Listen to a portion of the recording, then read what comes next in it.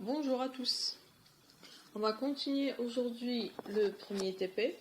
On fera en sorte de le finaliser lors de cette séance.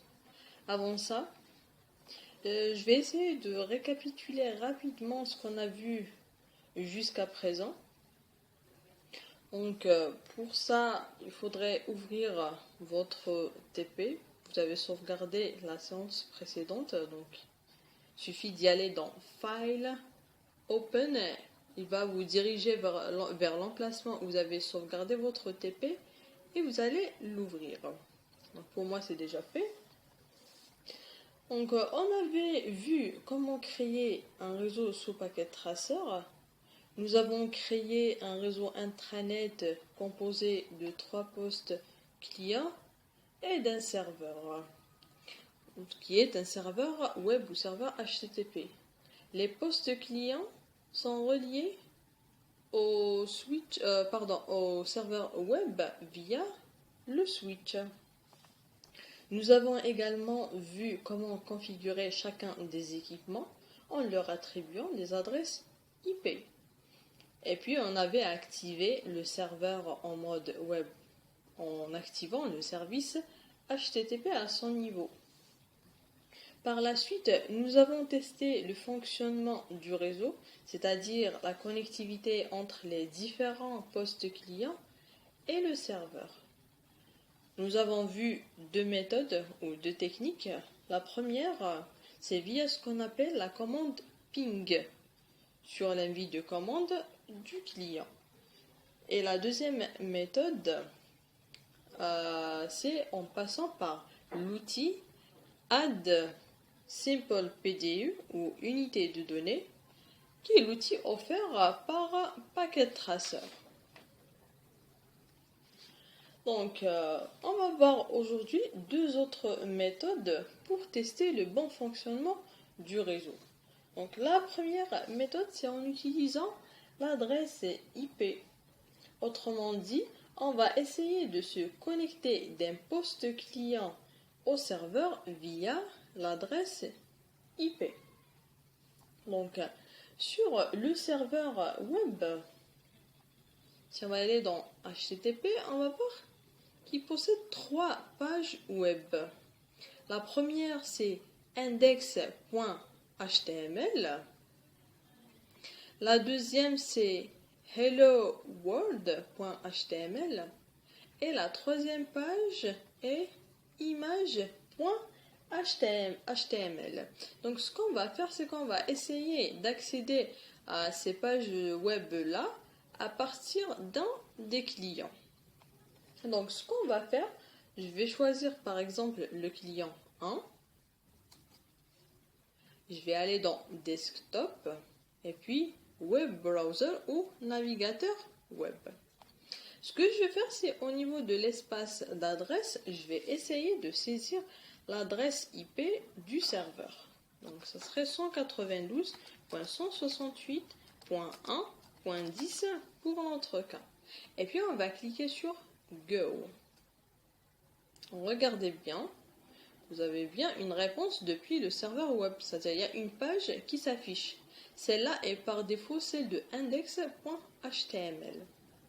Si par exemple je veux accéder à la page image.html, ce que je vais faire, c'est de saisir l'adresse du serveur et puis je vais mettre un slash image.html et je clique sur Go. Donc comme vous voyez, il y a bien une image qui s'affiche, image de Cisco. Si par exemple je veux accéder à celle de hello.world, pareil, donc je mets l'adresse de mon serveur, slash, je mets hello.world.html. Je clique sur Go. Vous voyez, c'est la page de Hello World qui s'est affichée. Donc, ça c'est... Donc, ce que j'ai ici, c'est l'URL, constitue l'URL de la ressource sur le serveur. C'est-à-dire que la page web ou la ressource helloworld.html qui est sur le serveur web, on peut y accéder via l'URL de http://192.168.1.10 qui est l'adresse du serveur, et puis le nom de la page web. Donc ça, c'est pour ce qui est de la première méthode. La deuxième méthode pour tester la connectivité, bon, ce serait donc la quatrième méthode après celle qu'on avait vue précédemment. Donc, on va essayer de se connecter au serveur via ce qu'on appelle un nom de domaine. Donc, c'est quoi un nom de domaine? Le nom de domaine est comme un masque sur une adresse IP. Son but est de pouvoir retenir et communiquer facilement l'adresse d'un ensemble de serveurs ou de sites web. Par exemple, je vous dis qu'il est plus facile et plus simple à mémoriser le nom google.com que de mémoriser 66.249.64.0 par exemple, qui est l'adresse IP du serveur de Google. Autrement dit, au lieu de mémoriser des adresses IP et de les utiliser pour se connecter aux différents serveurs, on n'aurait qu'à utiliser un nom de domaine qui correspond à cette adresse-là. Vous allez peut-être me dire qu'on peut se rappeler de 2, de 3 jusqu'à 10 adresses IP pour 2 à 3 ou à 10 serveurs web. C'est différent, mais il faut savoir qu'avec le nombre de pages ou de pages web ou de sites web que vous consultez quotidiennement, et ce serait une tâche impossible. Donc, pour donner un nom au serveur, à un serveur, on fait appel à ce qu'on appelle le service DNS, c'est-à-dire Domain Name System, ou ce qu'on appelle en français système de nom de domaine. Il s'agit d'un service qui permet de traduire les noms de domaine en adresse IP. C'est-à-dire que quand vous écrivez www.google.com, il y a derrière ce qu'on appelle service DNS qui permet de traduire ce nom d'adresse-là à une adresse IP qui lui correspond justement. Donc retenez juste ça pour l'instant. Pour ce qui est du service DNS, on va voir ça plus en détail dans le prochain TP. Donc, je disais, pour donner un nom au serveur, cliquez dessus d'abord, puis vous allez dans Config, et puis vous allez choisir le service DNS. Vous cliquez dessus, et il faudrait l'activer. Vous voyez qu'il est en mode off. Il faudrait le faire passer en mode on. Et puis, la deuxième des choses à faire, c'est de mettre un nom de domaine. Par exemple, je vais mettre www.cisco.com. Et à ce nom-là correspond bien l'adresse de mon serveur. Donc, je dois la mentionner ici. Et puis, je vais appuyer sur Add pour ajouter ça à ce qu'on appelle la table de correspondance. Pourquoi table de correspondance? Parce qu'à chaque nom de domaine correspond une adresse IP. Voilà. Donc une fois le service DNS est activé, le nom de domaine ainsi que l'adresse qui lui correspond sont ajoutés à la table de correspondance. Je vais tester ça. Donc pour tester, je vais aller au niveau d'un client. Je vais choisir par exemple le client 2. Je vais aller dans Desktop, le navigateur web. Cette fois-ci, je n'aurai pas à saisir l'adresse IP de mon serveur, mais par contre, ça serait le nom de domaine. Donc ça serait www.cisco.com. Et je fais Go. Alors, comme vous voyez ici, j'ai eu le même résultat que lorsque j'ai saisi l'adresse IP de mon serveur. Donc, on voit bien que le nom de domaine correspond à l'adresse IP du serveur. Donc, on a eu le même résultat. Si par exemple, je veux accéder à la page web image.html, je n'ai qu'à mettre un slash ici, juste après le nom de domaine, et je vais mettre image.html. Vous voyez? Donc j'ai eu l'image que j'ai eue tout à l'heure lorsque j'avais mis l'adresse du serveur /image.html. Donc ce qui veut dire que le service DNS a bien fait son travail, c'est-à-dire il a fait la correspondance entre le nom que j'avais donné et l'adresse IP. Autrement dit, je n'aurais plus à mémoriser les adresses IP pour y accéder à des pages web au niveau de mon serveur, mais j'ai juste à mettre le nom de domaine et mettre le nom de la page que je veux consulter. Donc voilà pour ce qui est de cette méthode-là. Donc après ce qu'on a fait jusqu'à présent, c'est la création d'un réseau sous packet tracer, puis on a fait les différents tests de connectivité, c'est-à-dire tests de fonctionnement du réseau intranet.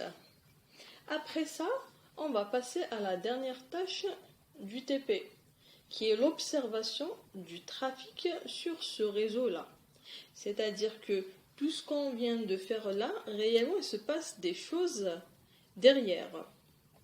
Donc, on va justement voir qu'est-ce qui se passe derrière donc c'est le fait de saisir des pages et puis on aurait le résultat. Donc, ça, c'est demande et réponse. Il se passe bien des choses derrière. Donc, pour voir justement ce qui se passe derrière, on doit passer ou basculer du mode temps réel vers le mode simulation. Alors, pour ce qui est du mode simulation, il permet de visualiser tous les messages échangés dans le réseau. C'est-à-dire, on va voir maintenant l'arrière-plan, c'est-à-dire ce qui se passe derrière ces pages-là ou derrière ces connexions-là. Donc, le mode simulation, une fois activé, donc vous aurez cette fenêtre qui est affichée. Cette fenêtre-là permet de gérer le mode simulation, l'exécution pas à pas, et vous avez aussi la possibilité de faire une exécution automatique. Il vous permet aussi de voir ou de choisir les protocoles visibles, etc. Donc, ce qu'on vous demande en premier lieu dans le TP, c'est de montrer que le trafic web. Ce qui veut dire, c'est de limiter le trafic à visualiser uniquement les messages HTTP. Vous voyez ici que j'ai la possibilité de voir tous ces types de trafic, tous ces types de messages. Nous, ce qui nous intéresse dans notre TP, c'est de voir le trafic HTTP. Alors pour cela, je vais aller dans Edit Filters. Vous voyez, tous les protocoles existants sont cochés. Ce qu'on va faire, c'est qu'on doit décocher et ne laisser que celui de HTTP. Au lieu de s'amuser à décocher case par case, on va aller dans la case Show All /None, c'est-à-dire cocher tout ou décocher tout. Donc ce que je vais faire, c'est décocher cette case-là. Et puis ce que je vais faire, je vais cocher uniquement HTTP. Une fois c'est fait, regardez là, j'ai bien HTTP, c'est-à-dire uniquement le trafic HTTP qui sera visualisé. Maintenant, pour voir ça, il faudrait lancer la simulation. Pour cela, on va cliquer sur Auto Capture Play. Je vais lancer une exécution automatique. En même temps, je vais aller vers un client et aller dans son navigateur. Je vais saisir ici www.cisco.com et je vais appuyer sur Go. Regardez ce qui va se passer. Vous voyez, un paquet HTTP est prêt à être envoyé. On va aller vers le switch. Puis il va aller vers le serveur web. On voit bien le serveur qui répond par un paquet HTTP qui sera reçu par le client 3. Il faudrait là attendre jusqu'à ce que la communication se termine et une fenêtre de buffer plein qui sera affichée. Donc là, la communication est terminée. J'ai appuyé sur View Previous Event pour analyser ce qui s'est passé. C'est-à-dire, je vais analyser le trafic. On va y aller en premier lieu vers le premier paquet HTTP envoyé par le client. Donc, on va se mettre au niveau du client. Là. Donc, là, je fais un clic ici. Pour le premier paquet, alors il faut cliquer jusqu'à ce que vous voyez cet œil-là. Donc, je suis bien au niveau du client 3 sur le premier paquet. Je vais appuyer sur ce paquet-là. Il s'agit bien d'un paquet HTTP. Et qui l'envoie? C'est-à-dire là, j'ai un client qui envoie une requête de type HTTP à qui? Au serveur. Donc regardez au niveau de la couche 3 de la pub protocolaire, qui est la couche réseau. On voit que l'adresse source est celle du client 3, qui est la 192.168.1.3. Et comme adresse de destination, nous avons l'adresse IP du serveur. Donc là, c'est la requête qui est lancée. C'est comme lorsque j'ai saisi l'adresse www ou le nom www.cisco.com, dès que j'ai cliqué sur Go, voilà ce qui s'est passé. Donc il y a eu une requête HTTP qui a été lancée à partir du client 3. Donc elle envoie ce paquet-là à partir de son interface de sortie Outliers. Par la suite, ce paquet-là arrive, c'est-à-dire il se met sur le support de transmission. Et puis, là, on est au niveau du switch. Voilà, at device, c'est-à-dire on est au niveau du switch. Vous voyez l'œil qui s'est déplacé. Donc, je peux analyser ce paquet-là. Donc, là, je suis au niveau du switch. J'ai inliers et outliers. Inliers parce que le switch a une interface d'entrée sur laquelle il reçoit les paquets du client. Et puis outliers, c'est l'interface sur laquelle il envoie vers le serveur. Donc le switch travaille sur les deux premières couches de la pile protocolaire uniquement, c'est-à-dire la couche physique et la couche MAC ou liaison de données. Par la suite, le paquet passe au niveau du serveur. Au niveau du serveur, on voit que au niveau de inliers, on reçoit une requête de type HTTP. Qui envoie cette requête, c'est le client 3 qui a cette adresse IP. Et puis, donc une fois la requête est traitée, qu'est-ce qu'il va faire le serveur? Il va envoyer une réponse de type HTTP sur son outliers.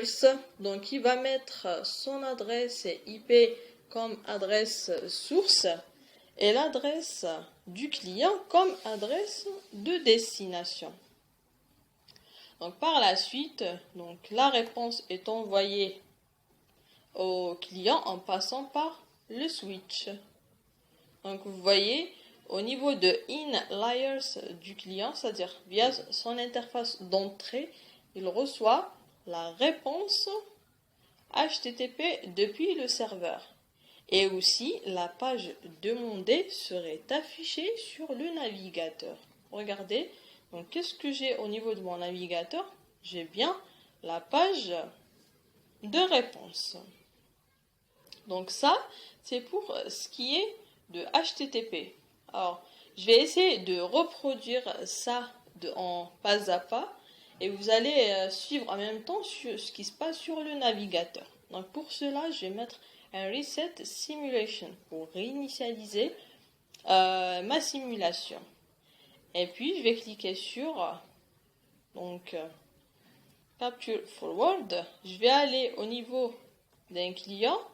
Je vais mettre le nom du domaine go.com. Je vais mettre par exemple /image.html. Je vais cliquer sur Go. Regardez ce qui va se passer. Donc capture.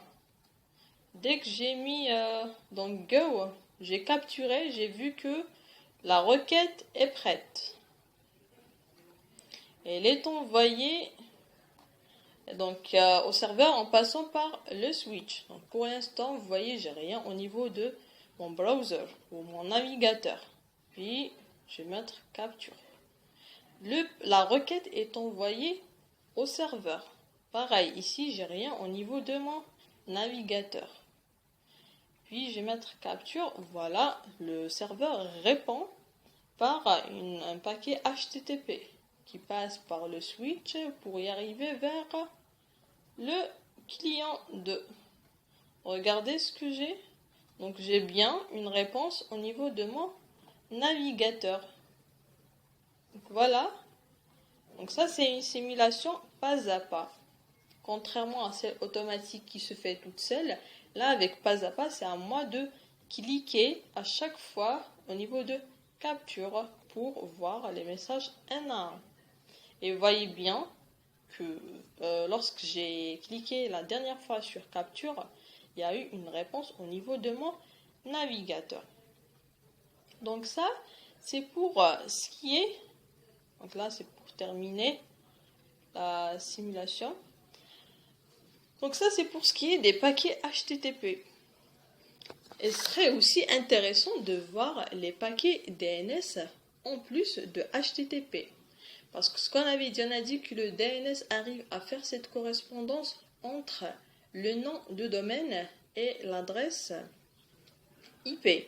Donc ici, avec le HTTP uniquement, on a vu que dès qu'on saisit le nom, une fois la requête est arrivée au serveur, on reçoit la réponse du serveur et on voit bien la page sur navigateur. Et ça serait intéressant de voir justement comment le DNS arrive à faire la correspondance entre le nom et l'adresse IP. Je vais réinitialiser ma simulation.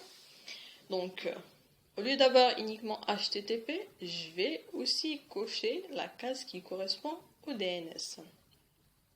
Donc voilà, c'est coché. Regardez ici, donc j'ai DNS et HTTP.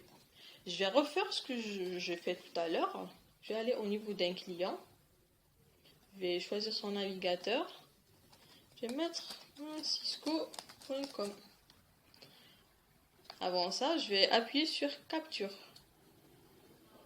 Et là, je vais appuyer sur Go. Vous voyez, dès que j'ai appuyé sur Go, il y a eu un paquet DNS qui a été envoyé du client 1. Suivez bien. Il y a eu une diffusion ici. C'est tous les équipements qui reçoivent. On va voir pourquoi. Puis il y a le serveur qui répond par un paquet DNS qui sera reçu par le client 1. On voit un paquet HTTP qui est prêt à être envoyé par le client 1.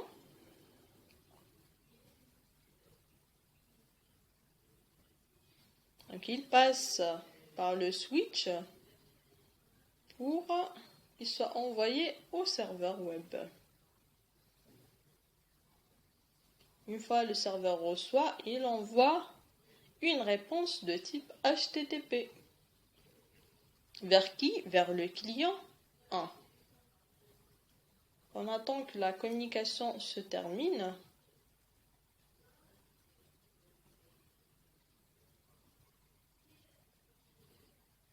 Voilà, on va essayer d'analyser ce qui s'est passé. Donc, est-ce que j'ai eu ici la réponse? Oui. Voilà, donc la communication s'est terminée, le buffer est plein. On va essayer d'analyser ce qui s'est passé.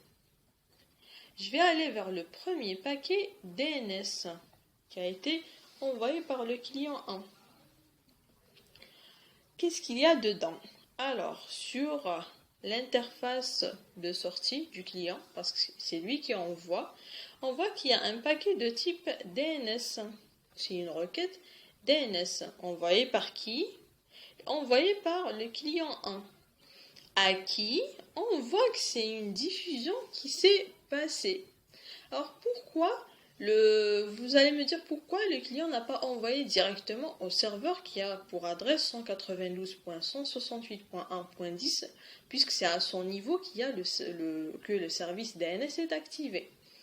Donc je vais vous dire que initialement le client n'a pas cette correspondance-là, c'est-à-dire il n'y a pas eu au départ cette correspondance entre le nom de domaine et l'adresse IP où justement le service DNS est activé. Donc c'est comme, à vrai dire, au départ c'est comme une découverte. Donc ce serait une diffusion qui va s'effectuer. Et c'est tous les clients, ou à vrai dire tous les équipements du réseau qui vont recevoir ce paquet-là. Donc vous voyez, c'est tout le monde qui l'a reçu. Mais sauf que au niveau du client 2 et client 3, on voit une croix rouge. Qui veut dire que ces messages-là seront supprimés à ce niveau et ne sont pas destinés à eux. Le service DNS n'est pas activé à leur niveau. Ce n'est qu'au niveau du serveur que le service DNS est activé que le paquet est bien traité. Donc c'est à ce niveau-là que le serveur va faire, grâce à la table de correspondance, avoir l'adresse qui correspond au nom du domaine. Et puis, il va mettre dans le paquet le nom du domaine et l'adresse IP qui lui correspond. Et qu'est-ce qu'il va faire? Il va l'envoyer au client. À quel client? Ce sera envoyé au niveau du client 1. Donc on va visualiser d'abord ça. Donc en entrée en inlayers, en interface d'entrée, le serveur a reçu un paquet de type DNS, une requête DNS. Et puis qu'est-ce qui va se passer? Donc elle a reçu à partir du client qui a pour adresse 192.168.1.1.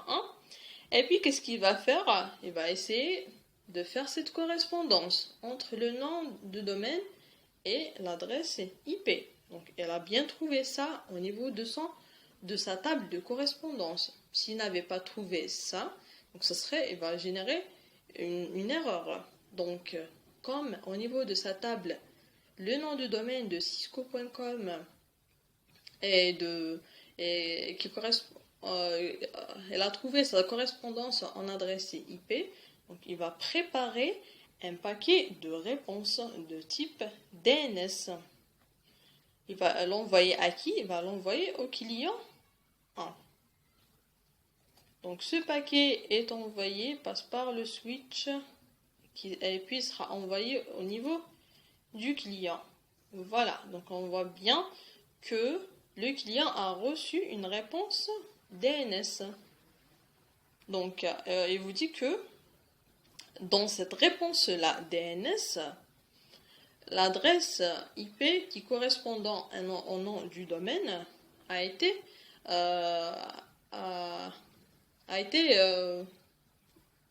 dans le paquet, c'est-à-dire est dans le paquet de réponse.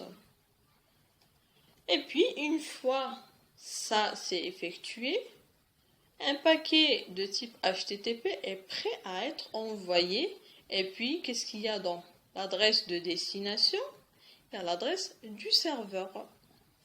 Donc, on a eu la résolution du nom de domaine et l'adresse IP grâce au DNS.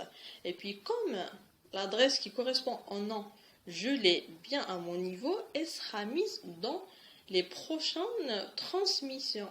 Donc, c'est pour ça qu'il n'y a pas eu de problème à ce niveau. S'il n'y avait pas de DNS, il n'y aurait pas d'adresse de destination ici.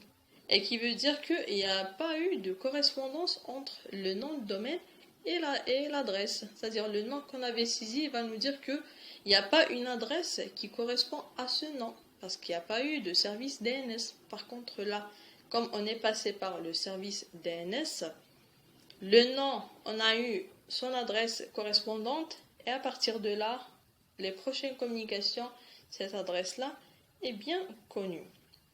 Donc ça, par la suite, ce sera la même chose que ce qu'on avait dit tout à l'heure pour ce qui est de HTTP.